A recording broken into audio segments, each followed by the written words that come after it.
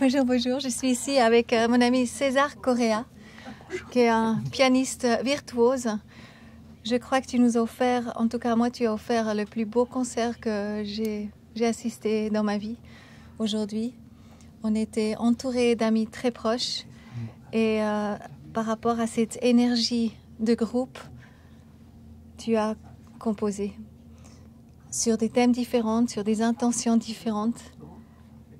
Qu'est-ce qu'on a vécu? Qu'est-ce que c'était aujourd'hui? Ce qu'on a vécu ici à Prangin, Canton de Vaud. On a vécu l'amour, la gratitude, l'équilibre et puis le pardon. C'était l'intention et puis on l'a réussi. Parce qu'on était tous impliqués émotionnellement, énergétiquement et on l'a réussi. Voilà. Donc on a fait un disque, un groupe et c'est ce qui est magnifique. C'est quoi pour toi la musique et le piano? Bon, la musique était dans tous les plans. Dans le plan terrénal, c'était mon hobby. C'était... On te voit, Sybille. Dans le plan terrénal, c'était mon hobby, c'était mon passe-temps. Dans le plan spirituel, c'était ce qui m'a sauvé, c'était ce qui m'a connecté avec la divinité, ce qui m'a permis de faire du bien aux gens, ce qui m'a permis de communiquer des choses qu'avec les mots je n'y arrivais pas. C'était mon refuge. Et puis, ouais. Donc, et puis maintenant, c'est toujours le cas, mais j'ai ce besoin de pouvoir aussi partager toutes ces choses avec tout le monde. Et tu lis jamais les notes, en fait, presque? Non, moi, à un concert en état normal, j'apprends les partitions, mais ces derniers temps, c'est vrai que c'est des concerts où j'improvise pas, j'appelle pas ça l'improvisation, je me connecte aux énergies des gens, des endroits, et j'essaie de traduire ce qui arrive dans l'endroit, dans le moment, en mélodie. Et dans l'improvisation, il n'y a pas beaucoup le mental aussi, il y a la partie feeling, mais le mental. Mais là, non du tout, je laisse aller, et puis c'est magnifique ce qu'on a vécu aujourd'hui. Est-ce qu'on peut dire c'est comme une méditation pour toi quand tu joues? Oui, c'est une méditation, et puis c'est un nettoyage, un auto-nettoyage. Et puis, cette façon de jouer en prenant l'énergie des gens, c'est un soin pour moi aussi qui vient des gens vers moi. Et le fait qu'après ça s'est traduit en notes, ça retouche les gens et puis c'est un autre soin supplémentaire chez eux. C'est ce qui est intéressant. Et puis maintenant, j'ai envie de continuer dans cette voie. Donc, tu avais ce rêve depuis longtemps maintenant de réunir... Ça fait moi 4 ans, 5 ans que j'avais cette souhait.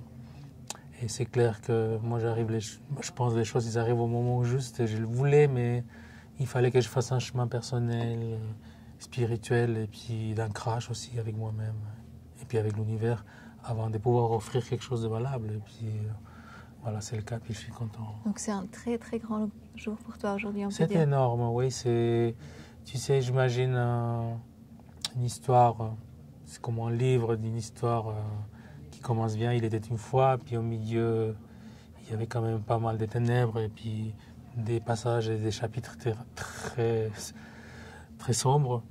Mais, et puis le livre, il finit avec la petite phrase. Donc. Puis c'était heureux toute leur vie. Pour moi, c'était ça. J'ai pu faire ces livres, ce chapitre du livre de ce parcours de vie que j'ai fait jusqu'à maintenant. Donc là, nous sommes dans un studio d'enregistrement. Donc il y a un CD qui va pas sortir, ou peut-être 2 même. Mm-hmm. C'est énorme, avec cette énergie-là. Et on a fait aussi avant chacun a partagé ce qu'il a ressenti.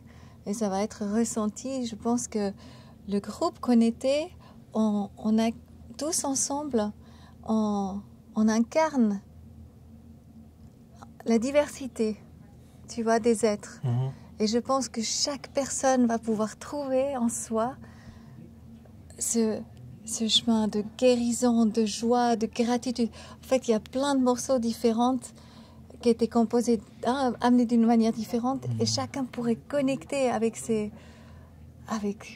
Et c'est ce qui est intéressant. Avec cette médecine, en fait. C'est ce qui rend intéressant cette expérience, parce que normalement, moi aussi, en étant que compositeur, je compose et les gens viennent écouter ce que je propose, et c'est mes sentiments, c'est mes émotions. Mais là, il y a plusieurs émotions Et il y a des choses différentes à lesquelles je me suis connecté, des émotions que je n'interprète pas de la même façon, mais de les sentir, et puis ça enrichit tout, quoi. C'est La ça. musique, et puis ce qui est transmis, puis c'est ça qui est... C'est notre façon de voir la dynamique d'un concert, non? C'est un partage plutôt. Est-ce que tu crois que c'est un petit peu les concerts du futur, tu vois? Je pense que oui, surtout dans cette année, ces dernières années 2020, et puis avec la pandémie et tout ça, où on est en train de reconstruire beaucoup de choses, il y a quand même, il y a la panique, il y a la manipulation, etc. Et l'art a été énormément touché, surtout la musique, où les musiciens ils commencent à s'inventer une autre façon de survivre, moi aussi. Mais c'est vrai que les gens, là, plus que jamais, ont besoin de soutien émotionnel.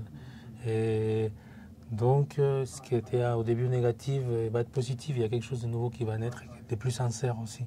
Les gens ont besoin vraiment de se sentir en sécurité. Et l'art, c'est une des choses qui nous sécurise, même s'il ne donne pas de solutions concrètes à certains problèmes, mais elle te sécurise énormément. Elle te prend dans ses bras l'art, et puis c'est comme une femme, un instant maternel qui te prend et puis te rassure. Et c'est important maintenant pour l'humanité. Et quelles étaient les conséquences, maintenant si on revient juste rapidement au Covid, quelles sont les conséquences pour toi et pour les artistes en général? Qu'est-ce que vous avez vécu? Bon, c'est dur déjà.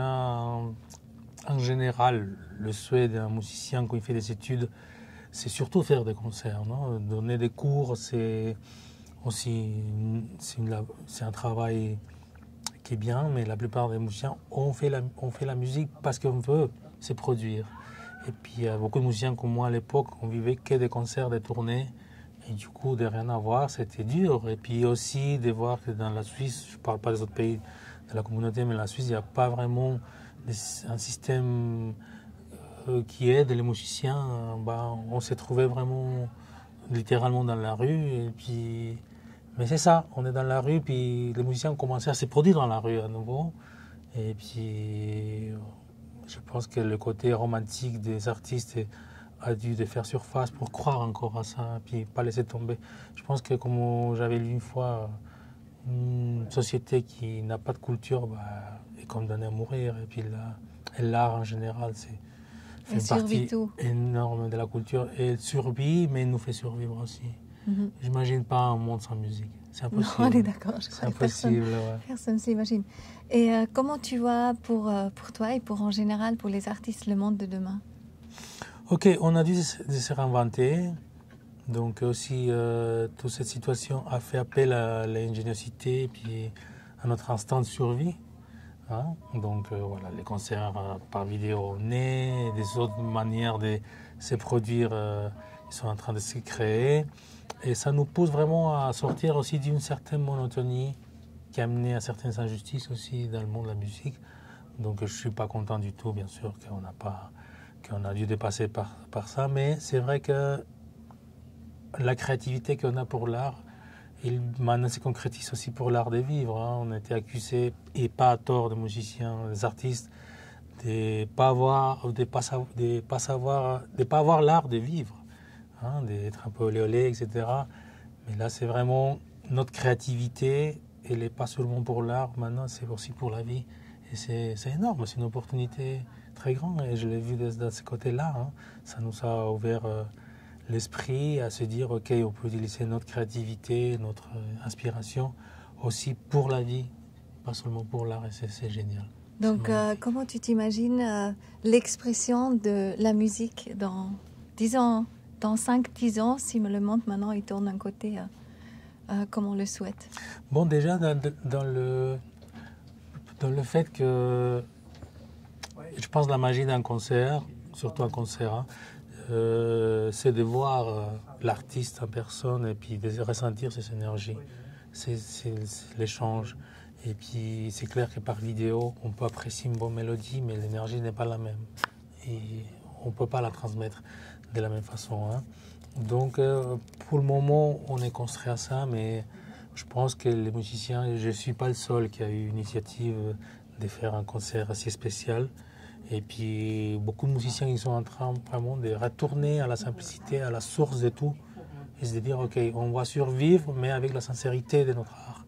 Tu ne vas pas plus faire la musique juste pour le commerce, pour gagner quelque chose, pour avoir une vie excessive. Non, c'est justement parce qu'on a besoin de vivre, de survivre, et puis on se rend compte que le seul moyen, c'est de revenir à la source. Et pour moi, c'est positif. Merci pour tout ça. Non, mais écoute, avec plaisir. Et puis, Oui.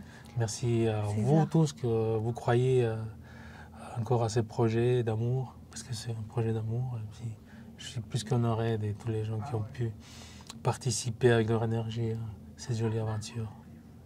Et ça fait que commencer. Normalement, il sera nouveau au prochain Seven Sky Life Connection. J'espère qu'il pourrait avoir lieu le 4 juin et le 4 décembre. 4 juin, je doute un petit peu, mais le 4 décembre, ouais. Oui, je dirais avec plaisir, comme les autres événements précédents. Et puis, je te remercie énormément. Je te félicite aussi pour tout ce travail et cet engagement que tu as pour l'amour, parce que c'est ça, tu es l'amour. Et puis, on est pour l'amour, on est pour l'amour. Et puis, une énorme gratitude pour toi, Coco. Merci beaucoup. César. Merci à toi.